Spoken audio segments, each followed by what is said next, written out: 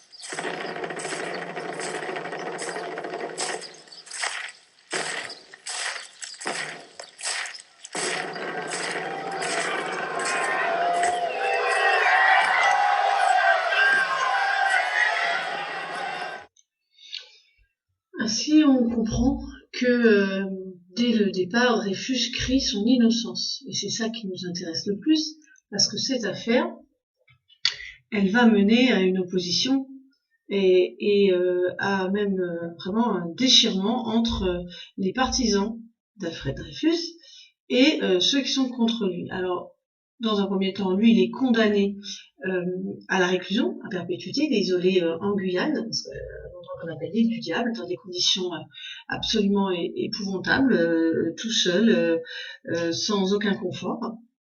Et à partir de là, se développent donc les deux courants. Alors d'abord, le développement de l'antisémitisme. D'accord, c'était pour la question suivante, qu'est-ce que ça a comme conséquence finalement la condamnation d'Alfred Dreyfus pour trahison et la dégradation, donc la cérémonie que vous venez de regarder, et bien l'antisémitisme se développe, c'est-à-dire finalement ce qu'on appelle l'antisémitisme, c'est la haine contre les juifs. C'est-à-dire que dans la population française se développe une haine d'abord contre Dreyfus par rapport à ce qu'il est prétendu avoir fait, il a été reconnu coupable de trahison, donc c'est vraiment un crime très grave à l'époque, de trahir son pays.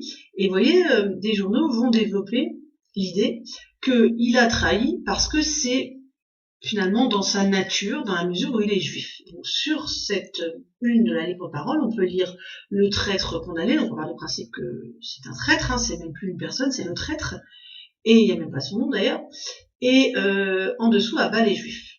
Donc en fait, se développe l'idée que cette condamnation de Dreyfus, son acte, son prétendu acte, eh bien, révèle finalement que les juifs sont mauvais par nature et que donc tous les juifs le sont. Et ça va se développer, cet antisémitisme, dans la population française.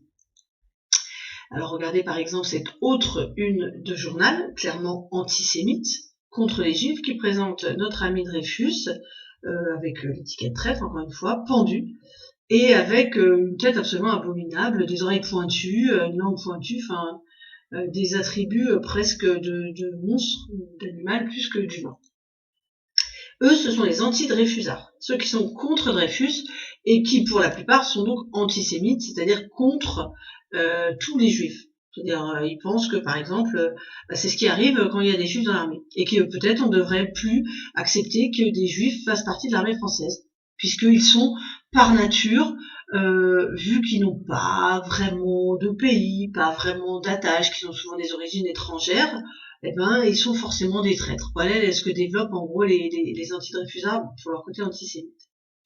Et de l'autre côté, on a un autre courant qui va prendre la défense de Dreyfus. Alors notamment le 13 janvier 1898 avec l'article « J'accuse », qui est écrit par Zola, qui est un écrivain.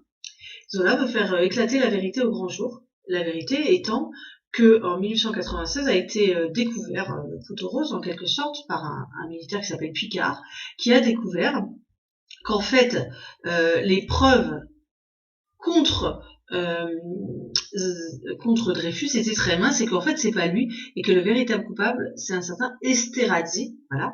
Alors là je vous mets Germinal pour vous rappeler que Zola, celui qui écrit l'article, c'est le même qui avait écrit le roman Germinal. On avait travaillé dessus au moment de la leçon sur la révolution industrielle, notamment avec des extraits du film Germinal. Alors Zola, ce qu'il dit dans son texte, c'est que, étant donné que le vrai coupable a été démasqué, donc cet Esterhazy, là 2 ans plus tôt, eh ben, ça veut dire que la vérité a éclaté. La vérité, c'est que il y a erreur sur la personne, c'est une erreur judiciaire.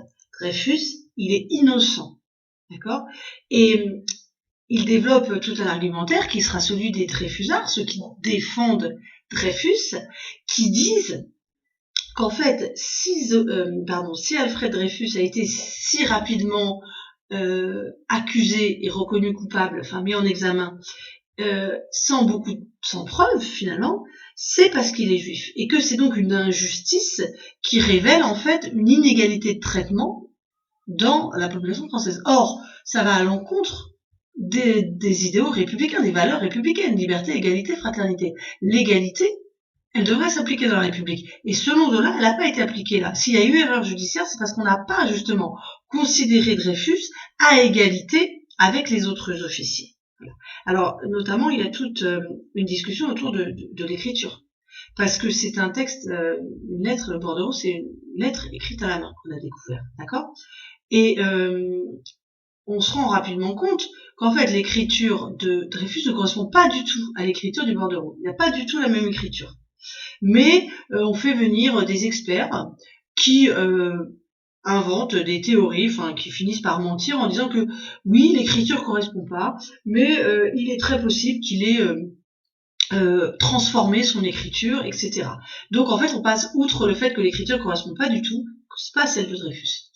Et quand on arrive à démasquer Esterhazy, le vrai coupable en 1896, c'est grâce à l'écriture. C'est-à-dire que le fameux Picard, là, il compare en fait une lettre écrite de la main de Esterhazy avec le fameux bordereau, et il se rend compte que c'est identique. Et c'est comme ça qu'il va pouvoir mettre en évidence l'erreur judiciaire et en fait la supercherie. Parce que ce qui est mis rapidement en évidence par les Dreyfusards, c'est que en fait, l'armée s'est bien rendu compte que c'était pas à Dreyfus, parce que son écriture correspondait pas.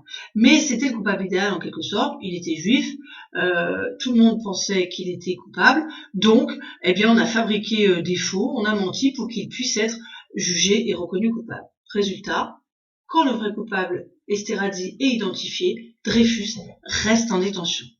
Et il faudra plusieurs années et un combat vraiment acharné donc des Dreyfusards, par exemple à travers des textes, des articles, pour montrer finalement que Dreyfus est vraiment innocent. Et ces Dreyfusards, en fait, eux, ils agissent pas seulement pour Alfred Dreyfus, mais pour défendre ce qu'ils appellent les valeurs républicaines, droit, justice, vérité, la France, l'armée. Voilà. Et l'honnêteté, la vérité, la justice qui devrait être de mise dans un système républicain auquel ils croient et qu'ils défendent. Document suivant, il fallait dire finalement qu'est-ce que ça entraîne en France cette affaire Dreyfus, pourquoi elle est si importante.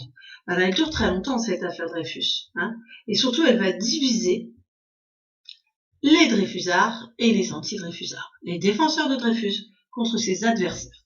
D'accord ? Et en 1899, l'armée est obligée d'accepter de rejuger Dreyfus, donc il repasse de nouveau devant le tribunal, il est de nouveau condamné, alors que les preuves de son innocence ont été mises en évidence.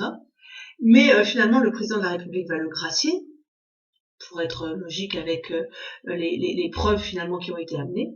Il est libéré, enfin, donc ça veut dire que il a passé 5 années dans sa prison, dans des circonstances, dans des conditions absolument abominables, malgré son innocence, et il sera totalement innocenté qu'en 1906. D'accord ?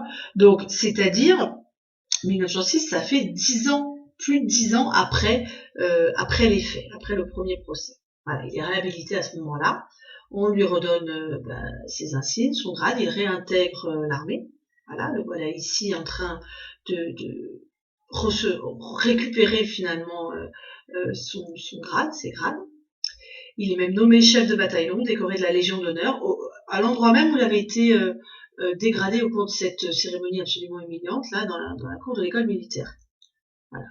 Alors, pourquoi cette affaire Dreyfus, elle a autant marqué la France et la Troisième République? Parce qu'elle l'a mise en quelque sorte en danger, cette République. La République, elle n'est pas si ancienne lorsqu'éclate l'affaire Dreyfus, elle a 24 ans, et c'est une affaire qui dure plus de 10 ans. Donc il va vraiment diviser les Français, que ce soit les Français dans les foyers et les Français aussi, les hommes français aux hommes politiques à l'Assemblée, parmi les ministres, donc dans les hautes sphères, pour savoir comment agir dans l'armée aussi. Et ça menace les principes républicains, parce que là il y a injustice, il y a erreur judiciaire, il y a racisme, il y a antisémitisme dans l'armée, qui est l'armée normalement représentant de l'État, qui doit être en accord avec les valeurs républicaines qui sont autant défendues.